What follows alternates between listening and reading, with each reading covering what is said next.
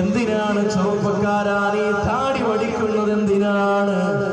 ഒന്നുകിൽ അവന്റെ ഭാര്യയെ തൃപ്തിപ്പെടുത്താനാണ്, അല്ലെങ്കിൽ തന്റെ കൂട്ടുകാരനെ തൃപ്തിപ്പെടുത്താനാണ്, അല്ലെങ്കിൽ തന്റെ യുവത്വം നിലനിർത്താനാണ്, അതുമല്ലെങ്കിൽ ഏതോ ഒരാളോടുള്ള അനുകരണമാണ്, അല്ലെങ്കിൽ തന്റെ കൂട്ടുകാരനുസരിച്ചാണ്.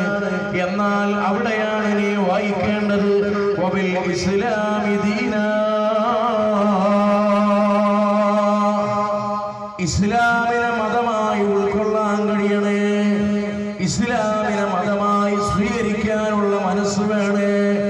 ഇമാം ഖുർത്തുബി റളിയല്ലാഹു അൻഹു തന്റെ തഫ്സീറിൽ രേഖപ്പെടുത്തുകയാണ്, ഒരു മനുഷ്യന് തന്റെ അന്ത്യശ്വാസം വലിച്ചു കഴിഞ്ഞാൽ അവനെ കൊണ്ടുപോയി 6 അടി മണ്ണിലേക്ക് വെച്ചു കഴിഞ്ഞാൽ അവനെ കൊണ്ടുപോയി അവന്റെ 6 അടി മണ്ണിൽ കടത്തിയിട്ട് അവന്റെ ശരീരത്തിൽ നിന്ന് ആദ്യമായി കഫം കൂടെ മാറ്റുന്നത് അവന്റെ കവിളിൽ നിന്നാണ്.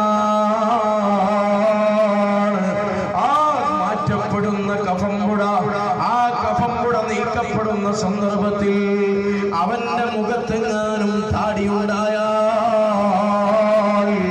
അതവന് പരലോകത്ത് രക്ഷപ്പെടാനുള്ള പ്രമാണമാണ്. അവിടെ നബി സല്ലല്ലാഹു അലൈഹി വസല്ലം തങ്ങളുടെ സുന്നത്തുണ്ടായി കഴിഞ്ഞാൽ അത് അവന്റെ വിജയത്തിന്റെ ലക്ഷണമാണ്. വബിൽ ഇസ്ലാമി ദീനാ,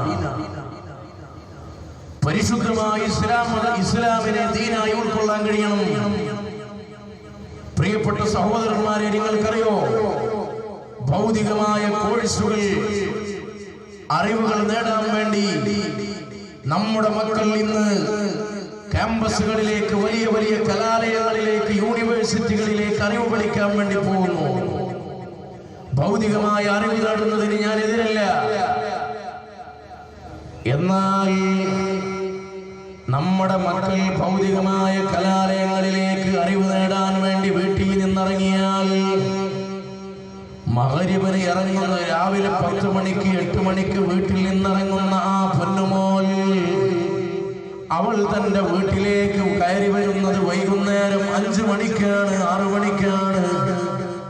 ആ പെൺകുട്ടിക്ക് അവിടെ ളുഹർ നിസ്കരിക്കാൻ സംവിധാനമുണ്ടോ എന്ന് ചിന്തിക്കുന്ന ബാപ്പമാരെത്രയാണ്?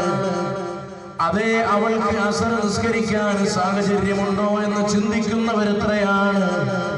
നമ്മുടെ മക്കളുടെ ജീവിതത്തിലും അവരുടെ ശരീരത്തിലും ആ തന്റെ മകൻ ധരിച്ച ഡ്രസ്സിങ്ങിലുമെല്ലാം തന്റെ മക്കൾക്കുള്ള എല്ലാവിധ പുരോഗതികളും എല്ലാവിധ സന്തോഷങ്ങളും നേടിക്കൊടുക്കുന്ന ബാപ്പമാർ